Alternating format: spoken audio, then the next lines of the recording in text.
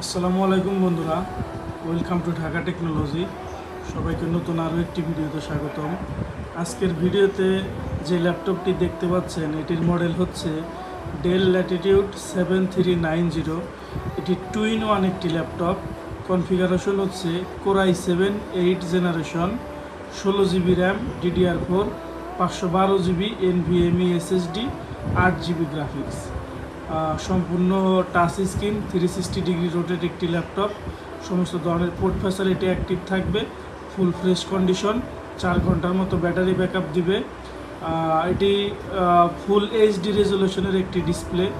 যারা একই সাথে ল্যাপটপ প্লাস ট্যাব দুইভাবে ইউজ করতে চান এমন ল্যাপটপ খুঁজতেছেন, র্যাম এসএসডি বেশি খুঁজতেছেন, 16 GB RAM, 512 GB SSD, configuration core i5 8 generation, model হচ্ছে ডেল ল্যাটিটিউড 7390।